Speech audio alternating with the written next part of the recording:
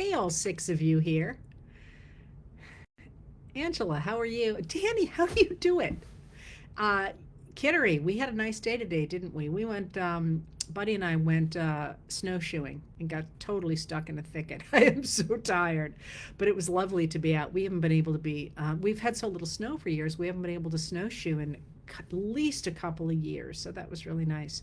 Texas, Oklahoma City with chickens, South Dakota, one of my favorite states. Do I have a state that's not a favorite state? I don't know. South Dakota is a really cool state. Um, you know, South Dakota had a really vibrant black community in the 1880s, and one of the people who lived there was actually a very good poet. That was a little random. Okay, let me start in here because I'm not going to take a lot of your time today, but I know people are freaking out, and there's a couple of things that really jump out to me in the news. And this is really not today going to be about news, it's going to be about a bigger picture. And one of the things that really jumps out to me is two things. One, that what we are hearing and what is coming at us constantly feels to me like pieces of things. Like it's very hard to know how to react because there's just pieces of things coming at you. And then even to try to piece them into where they're supposed to go in a coherent story is really difficult. And as I've said before, part of that is intentional, that this already has been an extraordinarily opaque administration, that normally when I do politics and when I do history, I can find the source and I can find the numbers. And somebody wrote to me today and said, I keep hearing about these inspectors general who've been fired, and I've heard 15 people and 16 people and 17 people and 18 people. How many is it?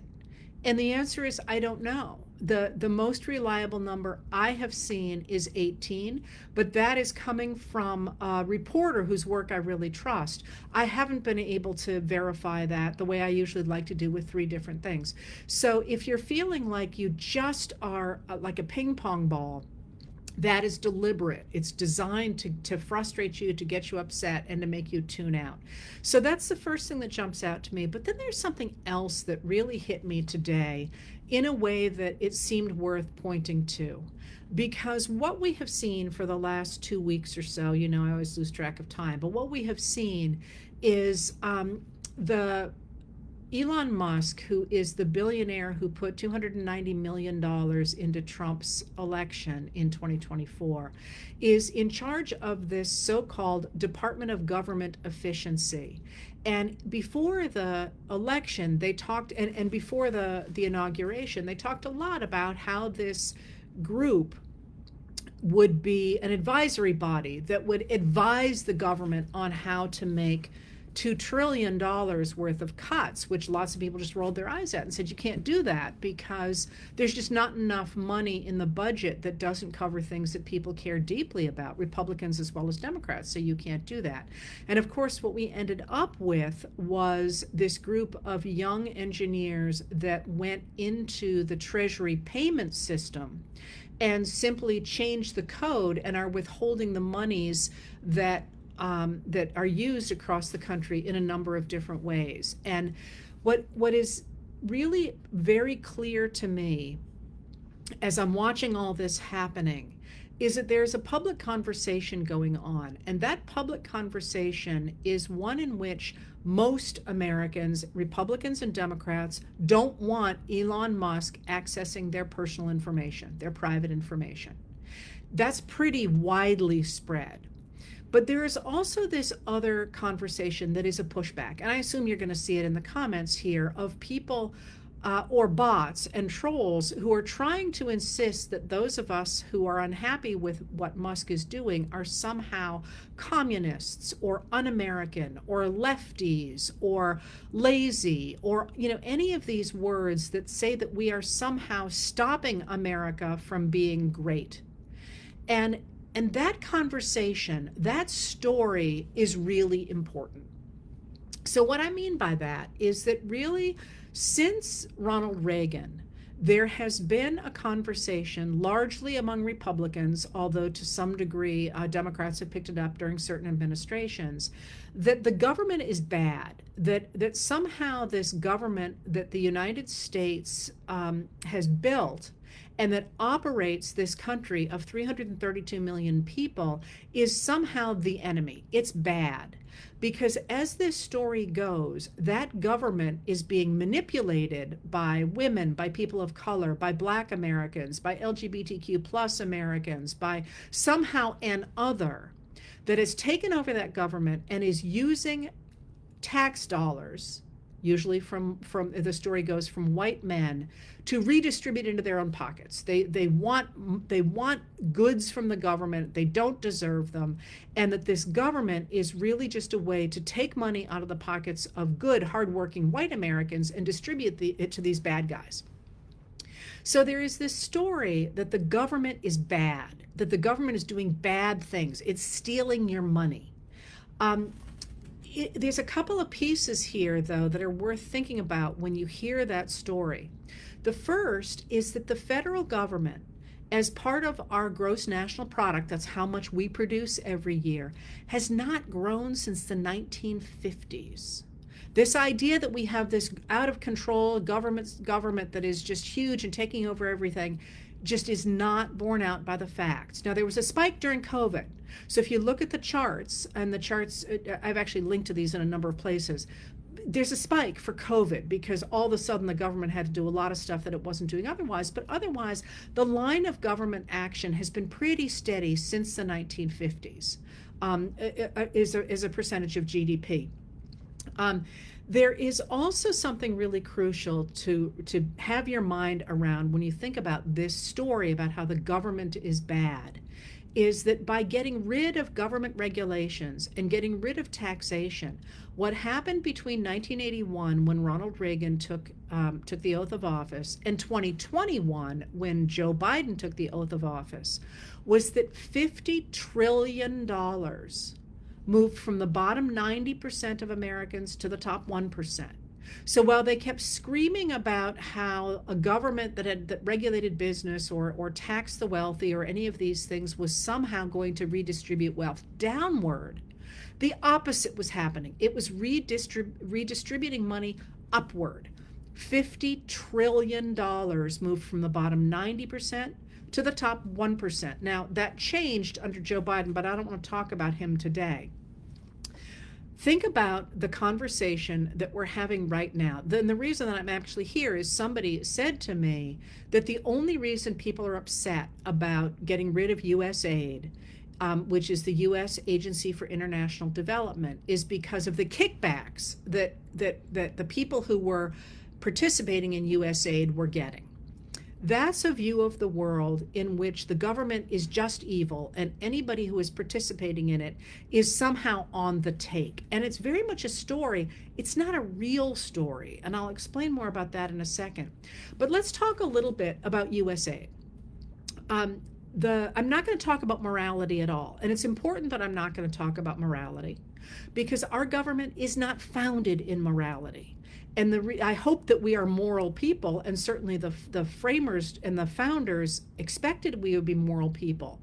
But the founders of the American Declaration of Independence, our set of principles, and the framers of the Constitution explicitly did not want to base a government on morality because they had watched what had happened in Europe, and then later on in the colonies. James Madison watched what was happening in his home of Virginia, where the preachers who were preaching a slightly different flavor of Protestantism were getting thrown in jail. And he said, we can't do this. We can't base a nation on morality for the simple reason that your morality and my morality might be different. And if that's the case, how do we resolve which is the correct version to put into our government? So what the framers of the Constitution did is they said, we're not going to talk about religion. We are not going to have religion involved in our laws, because if we do, we're going to have a really hard time deciding which religion is the one that we should follow. Because if you can affect the way people follow their conscience, you can basically take everything away from them. So we can't do that. And you're seeing that, by the way, right now in things like Trump has given some exemptions to certain religious groups and not others in the cuts that they're trying to make. Do you want that? I mean, is that something that feels like to you it would go in a good direction?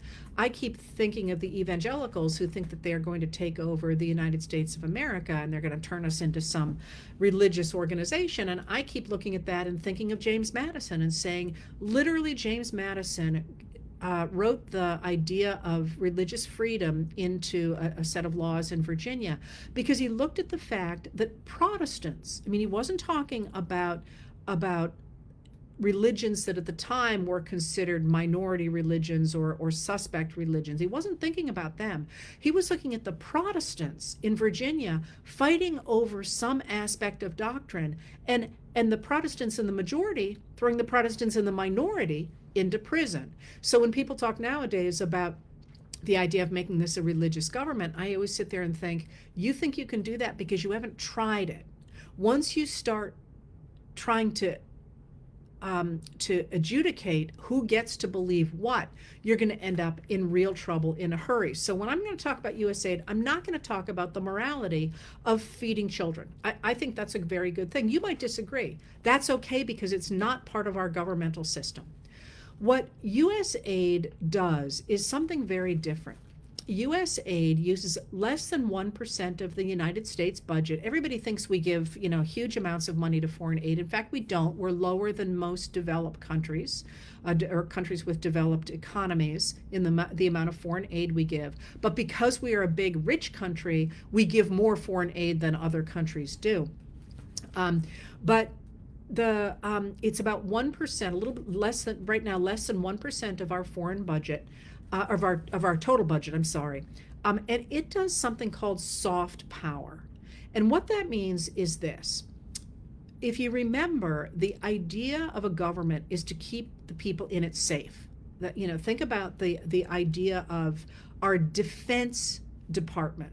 It is to defend us against other countries, but that could be armies, for example, but really in the modern world, what happened after World War II is that countries around the world, led by the United States, thought, we don't want to wait until things get to the point of war. We want to make it possible for people to find ways to get along without going to war. So they do a number of things. They developed the United Nations, for example, which is actually really cool because it's the same nations plus 4 that joined together in an official pact to fight World War II against fascism. That's what United Nations was.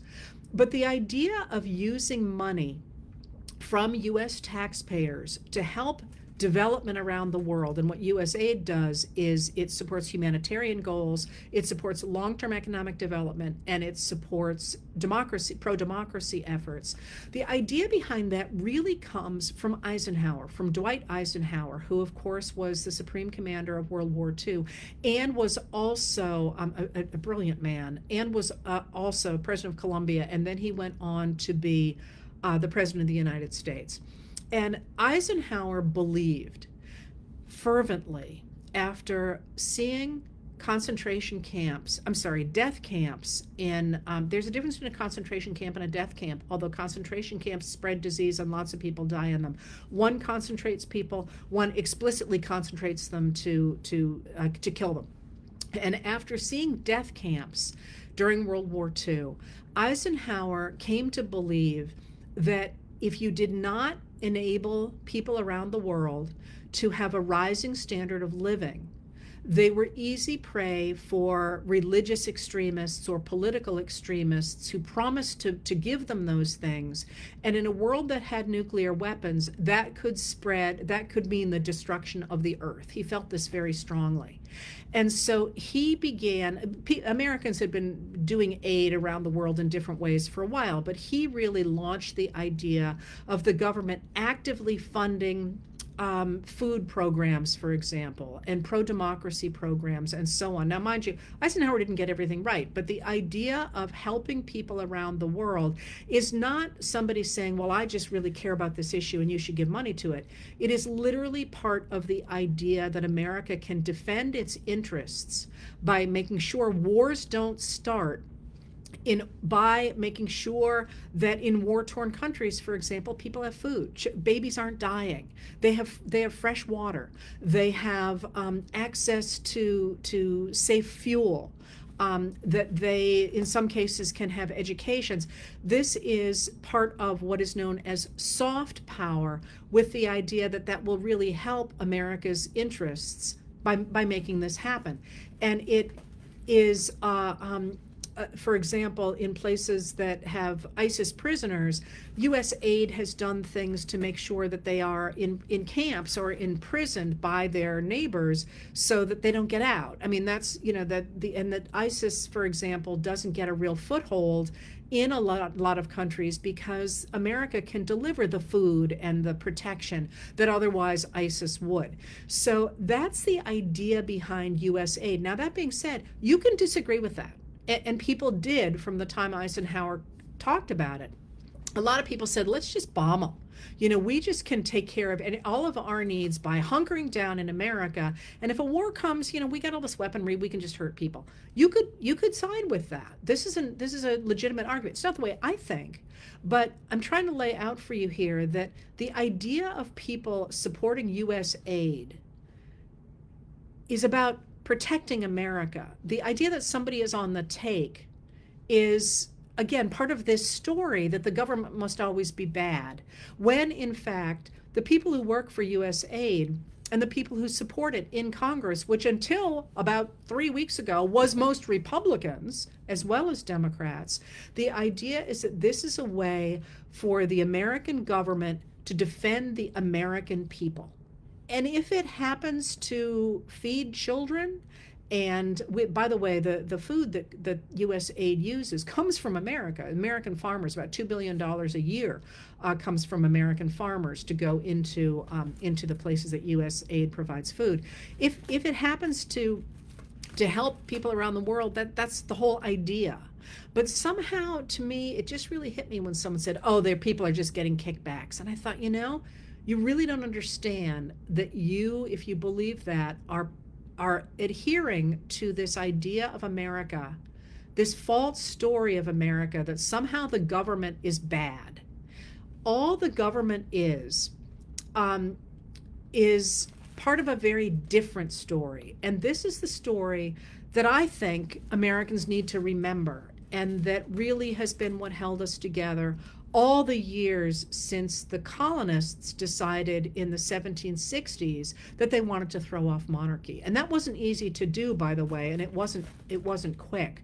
But there is a different story about America that is the real one, I think, and it's one that too many of us have not been supporting and not been talking about for too long. So here's my stab at it. If you think about the Constitution of the United States, which is the body of laws under which we operate, here's the preamble to the Constitution. It says, we, the people of the United States, not the states, which is what the Articles of Confederation did, but the people, we, the people of the United States, in order to form a more perfect union, that's to come together better than we did under the Articles of Confederation, establish justice, ensure domestic tranquility, so we're not going to have any more of these mobs like Shays' Rebellion that we had under the Articles of Confederation, provide for the common defense, promote the general welfare, make sure things are good, the welfare of people, they're going to be faring well, and secure the blessings of liberty to ourselves and our posterity, do ordain and establish this Constitution for the United States of America. Now, one of the ways that I kind of think about the Constitution is in a funny way as sort of crowdsourcing to make sure that individuals can create their own destinies. So what America is it's known as a republic or a democracy. Those are both forms of government in which the people get to determine their rulers. I hear all the time, we're not a democracy, we're a republic. And that's like saying, I don't have a dog, I have a golden retriever. Both of those things are forms of government in which the people get to determine the government under which they live. And we are a democracy or a republic that is essentially a way for people to come together and make sure that people are treated equally before the law, so that theoretically we are all equal before the law, that we all have a say in government, which is provided by both the Constitution and the Declaration of Independence, and that we all have equal access to resources that will enable us to determine our own futures. And by that, that means equal access to education, equal access to housing, equal access to capital, equal access to all the things that will hold the economic playing field level and the social playing field level for all Americans. And that's the job of the United States government, is to hold the playing field level, not to give anybody a leg up. So how did the framers of the Constitution do that? They did it, first of all, by guaranteeing that it was the people's representatives who got to make the laws. So we have the House of Representatives, which changes every 2 years, which gives us the ability to say, hey, this is the person I want to have making laws for me. And it gave us the Senate, which changes over in full every 6 years. So every 2 years, a third of the Senate changes over. So it goes more slowly. And those get together and they write laws. And from there, the law goes to the president, and the president either can sign the bill into law so it becomes a law, or veto it, in which case it goes back to the Congress and they get to write it again, and the president can decide if it has been changed enough that he's comfortable signing it, or the Congress can override the president and say, you're a weenie, we're going to have the law the way we wanted it, which is pretty rare, by the way. Or they could just drop the law altogether, which is also rare. But the idea here is that the people get to decide the government under which they live, which is, after all, the principles that are outlined in the Declaration of Independence. One of the pieces in the Declaration is the idea that legitimacy of government depends on the consent of the governed, and that's the system that we have set up. All right, so within that system,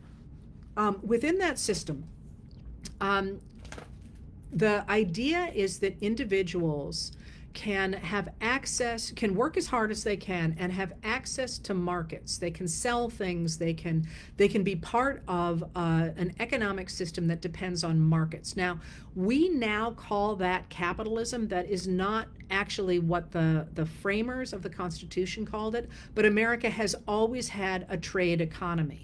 It doesn't have to, but that's what it has now. And in the United States, we have come to think of democracy as being associated with capitalism. Once again, it doesn't have to be, but that's the way we think about it. And that's the idea of capitalism, is the idea that you can work hard, you can accumulate, you can accumulate more money than you can use, and with that money you can invest it in other things, and that you have this trade system based in markets. That is an idea, and I'm going to talk a little bit more about capital. These are like little nutshell things, and it's kind of killing me here because I study capitalism and I can't tell you how many nuances I just blew over. But the reason I mention it is because you're hearing all the time nowadays that people who are unhappy with the Trump administration and the influence of Elon Musk in it are somehow anti-capitalism. And they're not anti-capitalism at all. A number of people really believe in capitalism because it promotes innovation, for example, or because it contributes to economic growth, and that economic growth is necessary to bring people in undeveloped countries out of poverty. That's another argument in favor of capitalism, and that most Americans actually line up behind capitalism, but it's not the only way to think about the world. Now, one of the things you hear all the time is that people like me are communists or Marxists. Trump's been saying that all week, that anybody who disagrees with him is a Marxist.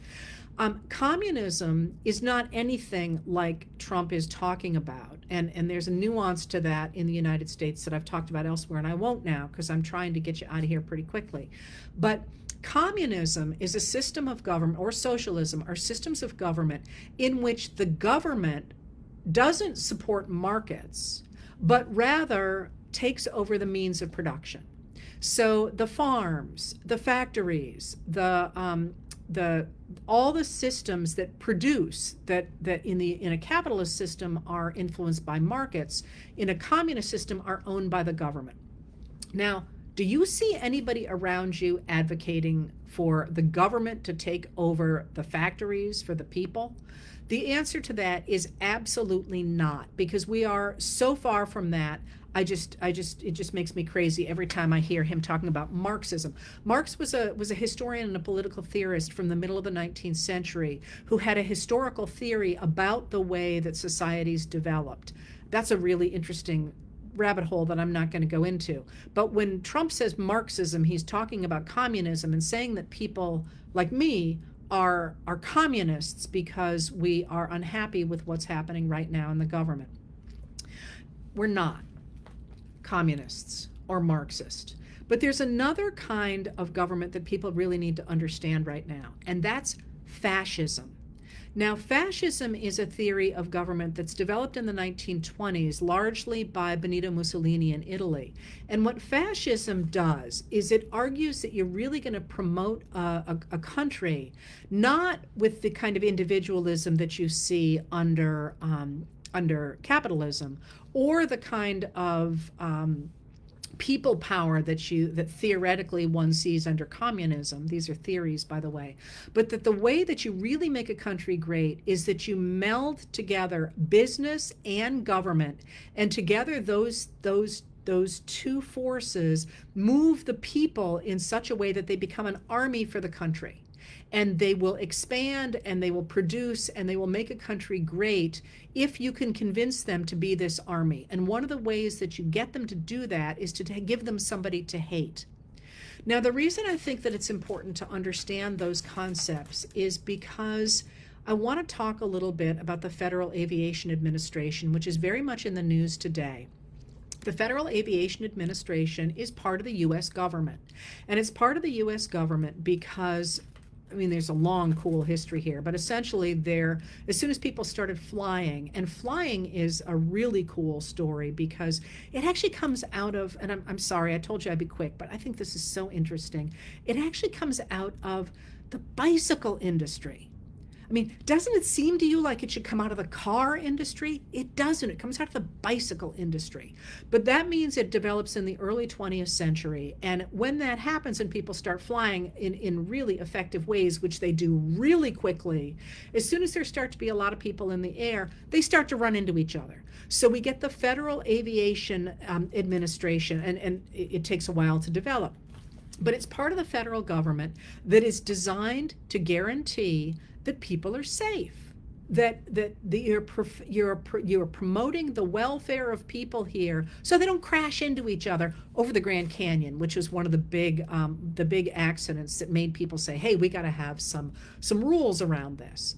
So the FAA is one of the things that's happened since the 1980s is that a lot of government agencies have really been starved because of this idea that if you put money into the government to develop things, that you would, this was communism, and you would take money out of the pockets of those hardworking Americans, even though what was really happening was that $50 trillion was moving from the bottom 90% to the top 1%.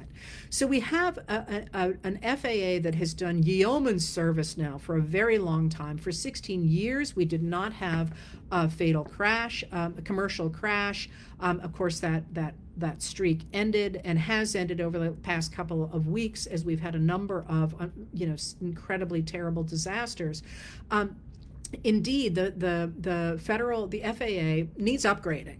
And they've done great stuff, but we have so many people in the air and there's so much activity that, yes, it would be a good thing to have new systems. But what you are seeing right now in this conversation that Trump is talking about and Musk is talking about and Transportation Secretary Sean Duffy is talking about is they're talking about getting rid of the government FAA system and replacing it with one system that is run by a private enterprise and that will work with the government. And it looks pretty clear to people like me, although I could be wrong because I say it's very opaque still, that what they're talking about is using Musk's Starlink system together with his AI systems to move him into the government, to make him that government piece that would operate our federal aviation system. Similarly, you're seeing something that I care deeply about, and that is the National Oceanic and Atmospheric Administration, or NOAA. NOAA is the part of our government, scientists, who are who examine the air currents and the ocean currents and the changes in the sky and in the atmosphere and the changes in the oceans to learn about our wind and our weather, our wind and our oceans and our weather and our climate.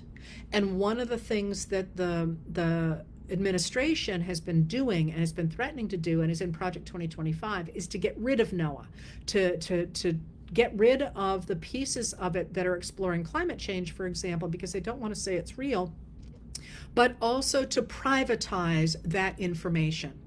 And again, this is Starlink, this is Musk, these are people who have private weather channels that they would like you to have to pay money to subscribe to. And that again would put money in private people's pockets. But it would take it away from the government, which is, it's being paid for by your tax dollars. But those scientists are operating for the good of everybody through our tax dollars. And just think about what NOAA does. NOAA, by the way, is huge in my life because I'm married to a commercial fisherman. And, we have to know what the water is like and we have to know what the wind is like. But even if you are not married to a commercial fisherman, I suppose there aren't that many of us, you want to know if there's a hurricane coming. You want to know if there's a tornado coming. You want to know if there's going to be unusual rain. And you want to know those things because if you don't know those things, you're going to have happen to you what happened to Texans in Galveston in 1900 when the Galveston when the Galveston hurricane came in and destroyed the town of Galveston. Huge loss of life. Because what happened is the telegraph lines went down. There was a storm along Florida and the coast, but the telegraph lines got knocked out. So Texas didn't know that there was this hurricane coming, and the place and Galveston just got wiped out. Not lots of changes after that, but there too, that seems to me, you can disagree, that seems to me like a good place for the government to be spending my tax dollars rather than making me find a private group of people who might be able to provide that information to me or might not. Think of some of the private people with whom you work that you're not terribly happy with.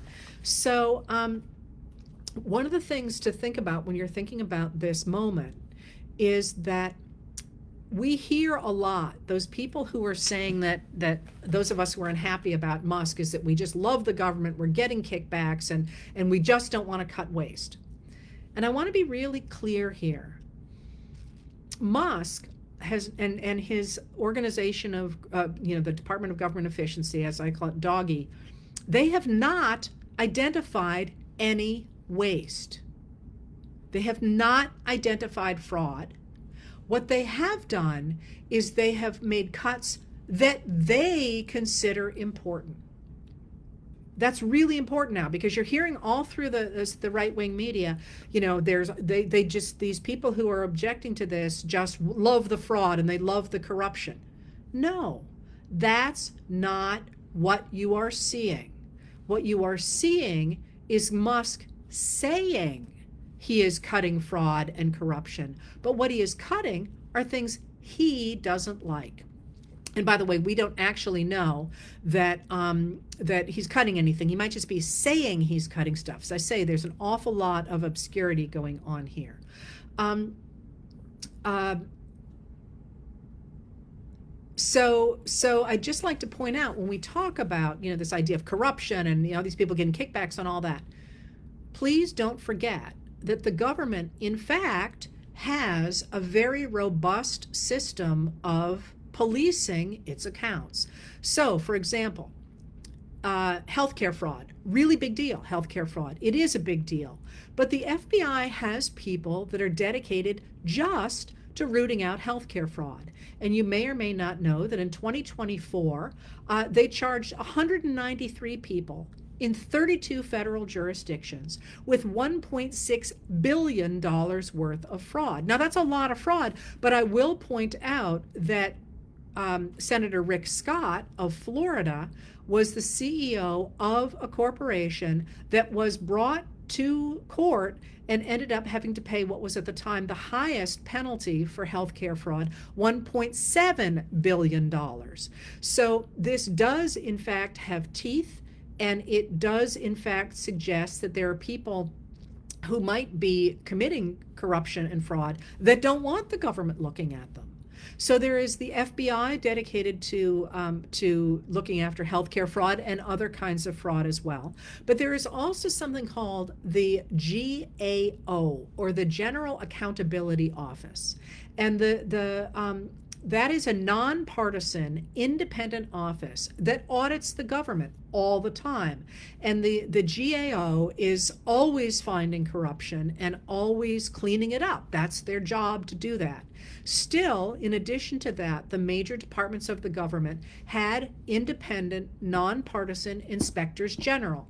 And those were established during the Carter administration to audit the government departments. And as you know, Trump fired, or tried to fire, he couldn't legally do that, between 15 and 18 of them as soon as he took office. So this idea that somehow those of us upset about what Musk is doing are in favor of fraud and corruption is wrong. The opposite is true. The Trump administration is cutting the people at the FBI who went after fraud. It is cutting the inspectors general, and it looks like it's trying to replace the General Accountability Office, which does all these things and which has been policing these things all along. At the same time, you have Musk and his doggy boys claiming to be cutting waste, but they're not. They're cutting things they don't like USAid.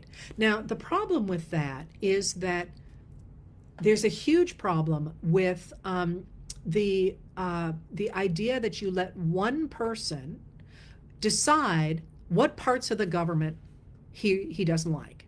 For this simple reason, think about it. You might like some of the cuts he's making. I mean, I promise you, there are pieces of the government that I don't like, that I suspect you do like. That's kind of how it works. That's why we elect our representatives, who get in there and they hash it out and they say, Richardson, you're being a jerk. This town really needs this. Shut up. We're going to give it to them. And I say, okay, I don't like that, but if I don't like it enough, I can replace my representatives and they'll stand up more strongly for me next time. And you might say the coast of Maine does not need whatever it is that Richardson likes. And that's why you elect somebody from Georgia, say, who says, you Mainers got to get your acts together. We don't care about migratory birds down here. That's how the system works. If you let one person go in, then you are ceding all that power to one person. And that's why people are unhappy about Musk mucking around in the government computers, getting our personal information, and deciding what he likes and what he doesn't like. Because here's the story. Remember I said how the Constitution is set up, that the Congress makes our laws and the president signs them in? Congress can change those laws anytime it wants. Right now, the Republicans have control of the House, the Senate, the White House, and the Supreme Court. If they don't like USAid, they could pass a law that says we're getting rid of USAid. And Trump could sign it, and the Supreme Court could say, okie dokie, if you want that, that's what you get. And we would be rid of USAid. And people like me could say, crap, we don't really like that. but we couldn't really do anything except advocate for a different outcome with different representatives, or hold rallies and say we really care about USAid or the things that we care about. But that's not what they're doing, because they know Americans like USAid. Americans like the members of Congress would not vote to kill USAid. So rather than letting it go through the system that our Constitution sets up, they're saying, this is efficiency. We're just going to let Musk do it or Donald Trump do it. Now, here's the problem. You might not like USAID. Like I say, we could have a reasonable discussion about that. But if they can cut one program, they can cut any program, which is, again, unbelievably unconstitutional, which is what all the courts so far have said about it. But you know what? It's a big money sink? Social Security. Now, I happen to think that's incredibly important to our country in oh so many ways. Musk might disagree. You might disagree. But if they can let one guy go in and cut against the Constitution, cut one program, there is nothing stopping them from cutting any other program. And that's why people like me are screaming about Musk cutting USAID. It's a slippery slope. That is exactly how you end up with a country that is run by a single man, with either fascism, which is the idea that you have some people are better than others and have the right to rule, and eventually gets an authoritarian, or simply jumping straight to the idea of an authoritarian. So what I would suggest is that when you think about the place we are right now, you think about a different story than, oh my God, I'm going to hold back these cuts or these cuts or these cuts, and I have to defend USAID and corruption to my neighbor who says that anybody who likes USAID is corrupt and all that. No. I urge you to think about the story that has held America together since the very beginning. That essentially we created a government in which people got to rule themselves.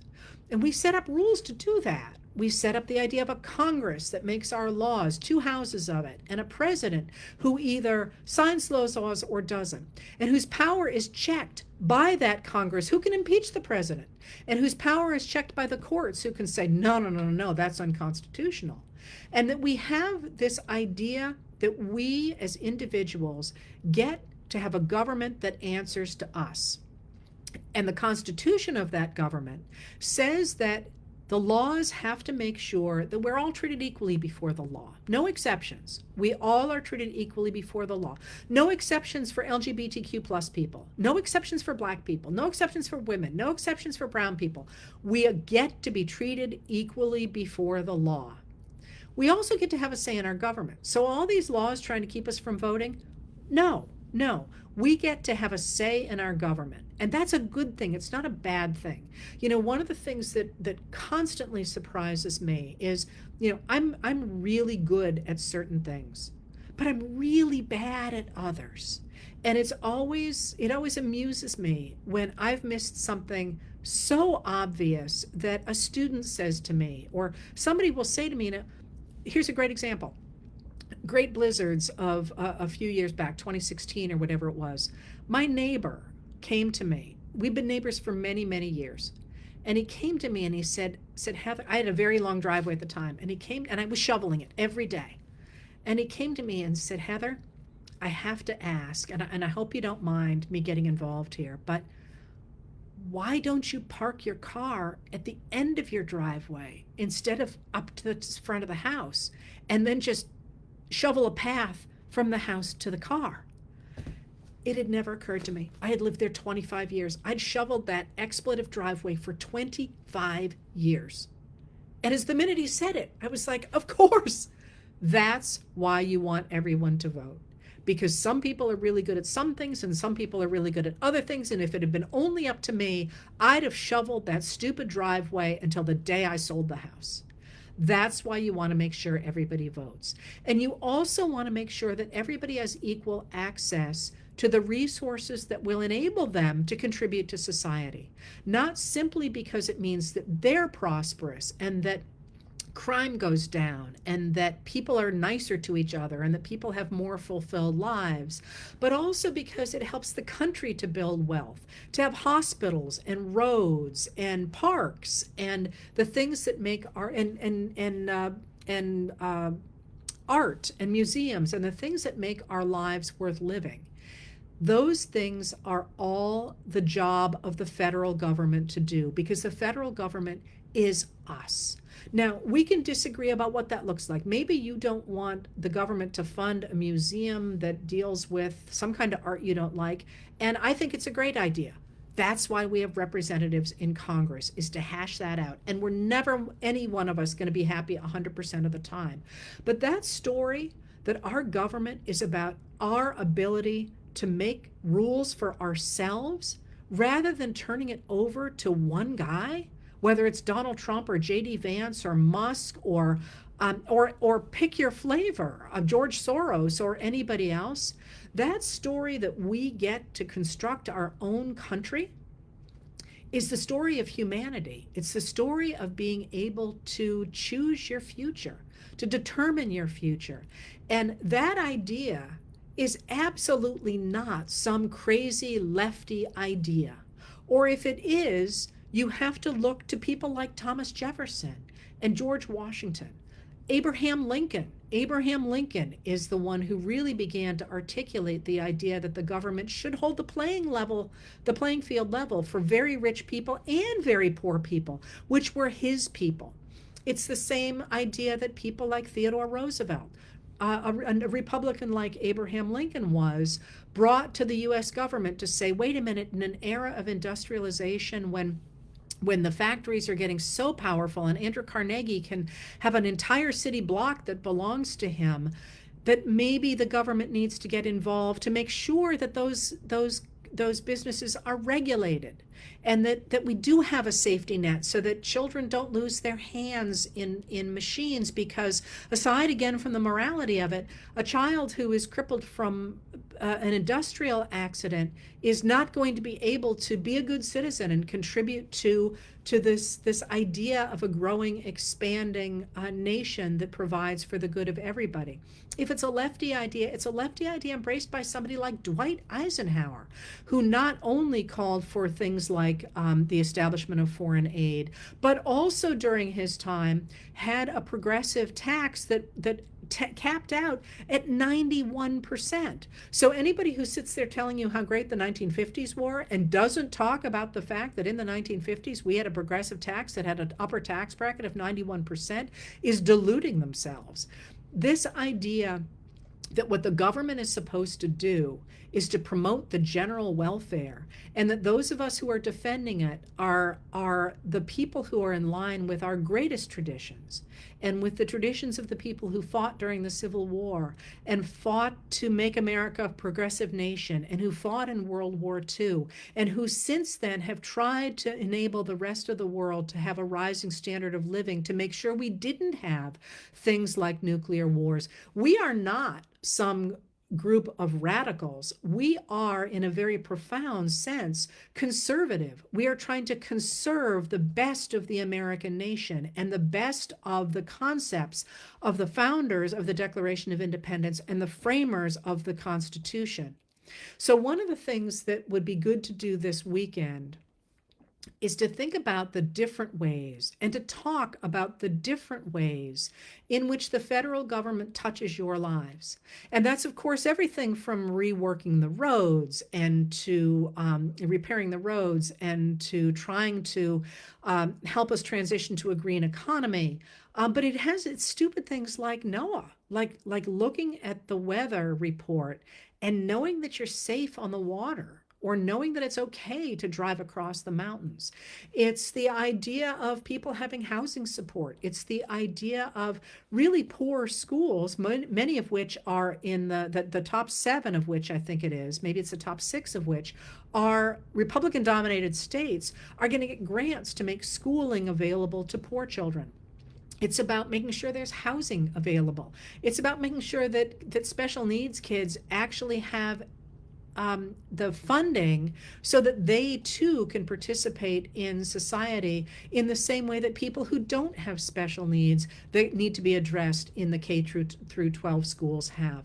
It's in a number of places that I think our story has not been told for a really, really long time because there's been this story that somehow the government is bad and is doing bad things. But, how many of you out there know people who've been on WIC? WIC is a fabulous program. It's help for people who need it for a little bit of time, and it helps to have healthy infants, children, and mothers. I mean, we ought to articulate the good parts of our government and the parts that we do not want to see slashed by an independent organization that does not have the constitutional or the legal authority to get rid of those programs cut on the whim of the richest man in the world, which is, again, right back where we started.